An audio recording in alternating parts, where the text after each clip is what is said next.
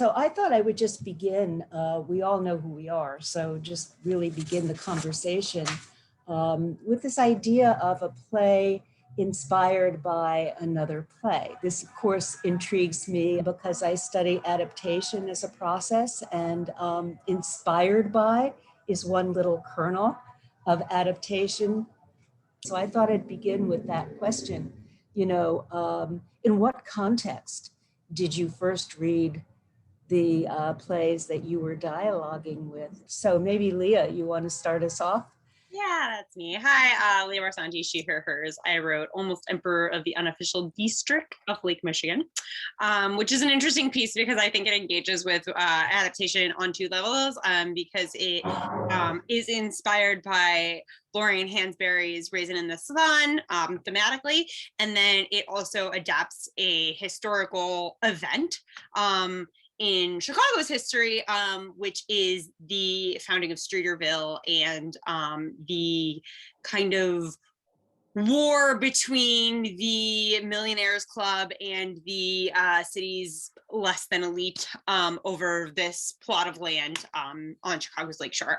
So starting with how it's inspired by A Raisin in the Sun, I read the play. I've actually read the play probably 4 or 5 times over the course of my life, but the reading of it that inspired Almost Emperor occurred in a class. That wonderful class is called Chicago Play by Play that I took in grad school at Northwestern University. And the sort of reading of it, coupled with the continuing kind of search for how to grapple with what land ownership means in America, because it's a very complicated question when all of the land that owns to anyone in this country, other than the Indian reservations, was stolen. So that's just an interesting question. And then when we come to sort of the Cap Streeter story, we're dealing with a very European definition of land ownership. So it was in conversation with A Raisin in the Sun, in the fact that like that play is all about like who has the right to live in what neighborhood. And I was like, okay, like this is, Chicago history. The play is set in Chicago, but I was like, this is Chicago history, like from the jump. And like, I wanted to go a little bit further back and engage with that theme from a different angle on a different level, but like still the theme of like what it means to have a right to a place, which is just like such a weird question to grapple with. And I don't think my play answers any questions, but like it raises a lot of them. So yeah. That's great, thank you. And maybe Gelaine, you want to answer that question, the context in which you read the play and what was going on for you? Yeah, sure. I'm Gelaine Vestal. I just graduated from North Central College, and my play is called The Shop. It's inspired by Sophie Treadwell's Makkah, and the very first interaction I had with this play was before I even right before I started college. I did an early sort of trip with the school to get us adjusted. We all, a bunch of incoming theater majors, went to Chicago, and we saw Makkah performed, and it was amazing. I really fell in love with the play right away. But I didn't really get much of a chance to revisit it again until I took theater history and literature 2 my junior year of college. And again, like I finally got to actually have the play right in front of me and read it. And that was a really different experience. Yes, it is very reminiscent and powerful for the time it took place, but why am I relating to this so much? Why are my friends and I all really relating to this play and really loving it and really, finding that it gives us things to talk about?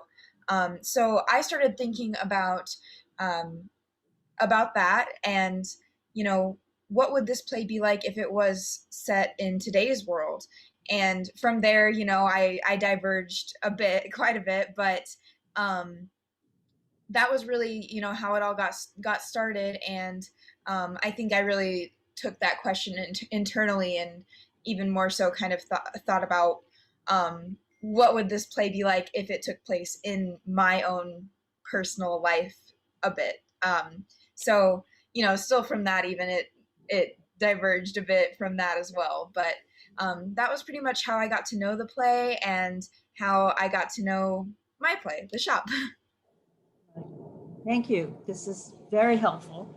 And I guess my follow-up question to that, and you've sort of begun to answer it, thinking about it thematically and recontextualizing it. So, but maybe you can be a tad more specific about what aspect of the play itself. Was there a particular scene? Was there a particular moment in the play? I'm just throwing this out. Was there a particular character? So the class I was in that I was talking about, Chicago Play-by-Play, like, it was the great thing about that class, and like beyond Hansberry's play, like, I think the whole class inspired the piece that I ended up writing, because it was the history of Chicago told in plays. So we read everything from plays about the Great Chicago Fire to, you know, plays about like the play This Is Modern Art, which is a very recent event in Chicago history. And then Roxanne Himes Bradshaw, the teacher of the class, like threw Raisin in the Sun at us, and I was like, I've read this play, I get it, I know it. And then I read it again, and I was like, no, I didn't get it, I didn't know it. It's amazing. I should read it 800 more times. I'm going to discover something new every time I read it. Wow. And what really inspired me was the scene where the welcome committee comes to the Youngers' house, and they essentially tell them not to move there. And they say it in, like, you know, the most coded language possible, but the crux of it is like, this is going to create violence. And I was like, it's crazy, like, how we now talk in like coded language about something that's just like so built into like the fabric of our country, which is that like control of land is, and always has been in America, a violent thing. And Chicago, especially because it is a city that burnt down and then they had to rebuild back up. So it's had these like levels of ownership and who has the right to the city and who has the right to which parts of the city, even today with like gentrification and gerrymandering, and like the school district, which is always Chicago school district, is a whole other can of worms that I'm like not even going to go into. But so all of these things were like things I was engaging with. And again, like my play is very like tongue-in-cheek. It is Dada, its tone, like it is, there are puppets. It doesn't answer these questions, but like they are all within the backdrop of the play, just as they are all engaged with in Raisin in the Sun. Thank you. That's yeah, and the violence aspect is really interesting because when the play was first produced, I mean, there were scenes taken out that reference that violence. Gelaine, what about you in terms of some aspect of Monkana? Yeah, I think I really latched on to the final scene of Makkah when I was, especially as I was writing my adaptation, because I got to the final scene and found myself going over Makkah's final scene and thinking, do I want to mirror this exactly? You know, it's a very, the young woman dies. She's sent to the electric chair. It's a really devastating ending. Mm-hmm. And I sort of decided as I was revisiting that, I don't think that's how the modern adaptation of this ends. I think there's a little more hope today. Although I don't want to get too hopeful because there's so much to be done. I mean, my play really addresses not only, you know, gender, like Makkah does, you know, gender oppression, but sexual identity and gender identity, those sorts of oppressions. And I think we have moved, you know, made some progress, and I wanted to sort of reflect that. And my, I guess that's my personal touch on it, is I think that there's always still a little bit of hope to be had. So in the end of my play, my main character, Lee, faces a bit of a decision.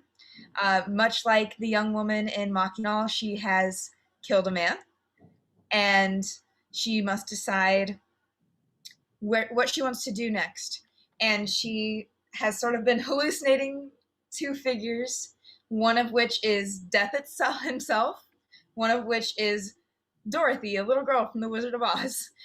And they become these fixtures, these symbols for good and evil, and they're standing on each side of the stage, and she goes towards Dorothy. She goes towards the good, and that is what I decided to do. And I'm really glad that I took the time to sit with that scene for so long. And I think it became a very effective ending. Can I just throw a comment in about Amy, what Gelaine please. just said? Yeah. You know, one of the differences, as you were talking about, I was thinking one of the differences that makes your play a breath of fresh air in terms of the Monkana story is that Lee determines her ending, and it's not an ending, right? It's open. Who knows what's going to be in her future? But the idea that she takes control and makes a choice, you know, and even if she had chosen death, which clearly was not your interest, it was very different than the world that crushes the young woman in Makkah and gives her no recognition, no options, and kind of just extinguishes her light. And one of the wonderful things that you did in your adaptation is she remains the agent of her own destiny. And I think that's as you were saying about a little hope, that's a big shift. A big shift. Absolutely. So maybe the directors want to approach this, you know, again, what aspect of the play were you drawn to want to direct this play and to think about the choices that the artists in collaboration could make for possible future production?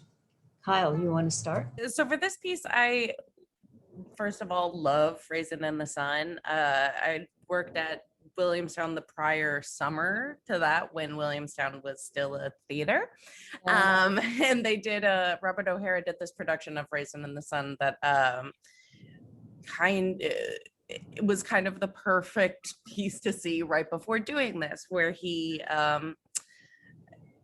I hope they do it again sometime, but the general gist is there's a point during the piece where everyone starts to perform kind of a minstrel routine of this is what we have to do. And so for this piece, it was kind of the perfect introduction of humor and trauma, just perfectly like right on top of each other. And all the violence is in the humor. And I think that's true of the main piece too, is actually a lot of that scene where you're watching the committee come in is like, it's uncomfortably funny, but it's funny. True. Thanks so much. Amy, you want to jump in about Makkah? Sure. There were two things that drew me to this project, and one was I love Makkah. I'm very drawn to American expressionist theater and plays by women. I mean, that's my passion. And so that was one thing. And the second thing was that I loved the way, so the other thing that I love is magical realism. And so the fact that this play brought those two passions together made it really something I wanted to play with. And I loved in some ways, Makkah it's very black and white, right? There are bad characters and good characters. And I just loved the way Gelaine broke all that up. It was like she took a sledgehammer to that absolute gender binary, women are good, women are meaningless, men have all the power, blah, blah, blah. And she just kind of said, well, not anymore. Not only do women have more agency now. Doesn't mean life is easy, right? But that gender comes in a very wide spectrum, and that there's beauty in it, and there's conflict in it, and there's many forms of gender oppression, but there's also many forms of pleasure and love within this broader spectrum of gender and affection and caring and support, as Gelaine used the word. And so then the fun of, I mean, I was sort of chomping at the bit to actually see what would we do on stage with these characters who maybe fiction. I mean, you know, and I know in Leah's play, like the fictional ones, they're puppets. You know, they're not real, right? They are puppets. I mean, they're real in the drama, but whereas Gelaine's Death and Dorothy, it's kind of midway in the play where you go, oh, she's imagining them. She's not imagining them. And one of the things I was very clear about was to Lee and to the actors, they are completely corporeally real. And so that was something I really wanted us to work on. And I think it would be so much fun to play with their, you know, coming in and out of the stage reality if we were to do a staged version. Right. This is really interesting. How did the process of all of this perhaps give you new insights into what you had written, both for the playwrights and the directors? I mean, I was super lucky because all the actors that Kyle and I were working with were brilliant and like got it and like were totally on board with what I was trying to do, which was great because what I was trying to do was a little like wacky. So that was wonderful. But I just think the process of like having the actors be able to read that scene from A Raisin in the Sun that I was referring to earlier back to back with my play, like really strengthened what the theme was for me. So that was like really wonderful. But also just being able to hear, because I mean, comedy's all about timing. So being able to hear the words, even on Zoom where like we can't get it perfect, right? Like hear the words in the actors' mouths, and actors who are like really strong comedically. So like I know if like they're not getting it right, like it's me. You know what I mean? I'm like, oh, like they know what they're doing. So like if this isn't landing, like it's me, like how do I like restructure this sentence so that the joke lands and so that the theme lands. And so all of that was just absolutely wonderful. And just like, God, like the silver lining of like our little like world that we're living in right now is that like we can get actors from wherever. So like you really can work with the best people for the roles. And you know, that was great. It was great. It was, I'll say for this one, it was fun to cast because it was, what was actually really fun about it was we both at one point were like, age doesn't matter. Let's do let's get the best actors that can read this thing. And for a piece like this, where it's so transformative and so fun and so literally you have a man, what for this was so useful was, for at least for me directorially and dramaturgically watching a single actor operate two puppets he is also playing a third character, and just watching that someone who is so talented, Bear Brummel, and being able to do that and then seeing what that in a small screen, we get this little space to play in now. So seeing what that is in a tiny film screen and what that could be in a very large thing and how that would kind of macro scale. So getting to play with that in a really up close kind of tiny form where you get to just see every minute facial gesture and stumble was really special, I thought. Very interesting. Casting was a big issue for us as well, because in the script, there is one trans woman character, but in our conversations, the quote unquote boyfriend of Lee's boyfriend, I kind of wanted to find a trans masculine person to play that role because I thought it it gave texture, right? There was not just like, oh, there's one trans character who's kind of the one who tells the pity story, right? I wanted to kind of show a broader world. And that really paid off, because to me, the beauty of our workshop was to really hear those characters, not only spoken by people who actually were transgender, but who could speak to their reactions to the story. And they saw parts of the story in a light that I don't think any of the three of us quite did. I mean, I think Gelaine was much closer, but that there were aspects of the story that they pointed out to us that from my perspective really kind of rocked Gelaine. And she even made some edits from our table read to the formal reading. Such a great thing. Gelaine? Yeah, just kind of seconding everything that Amy was saying. The actors were very, very important to this production. Something that's really big for me is I write a lot of LGBTQ plus representation. I am queer and non-binary,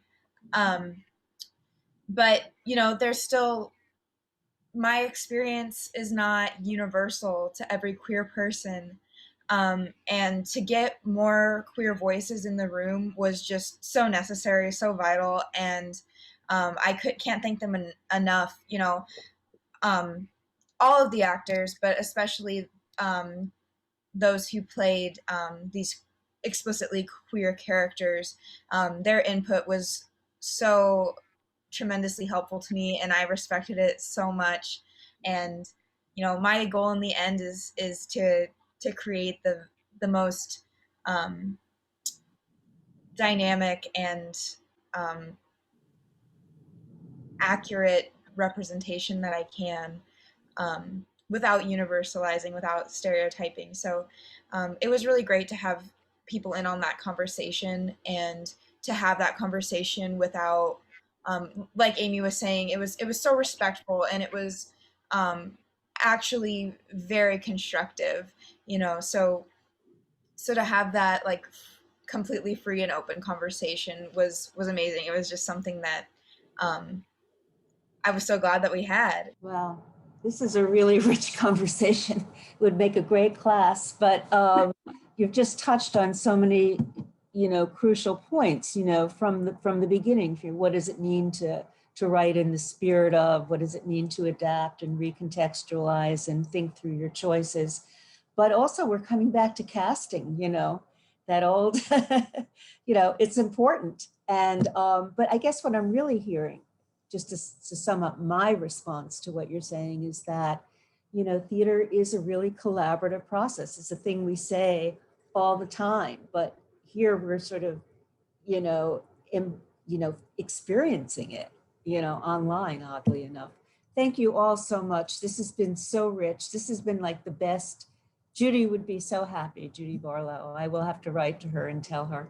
So thank you. Thank you all. And I hope to see your plays in the future. More plays.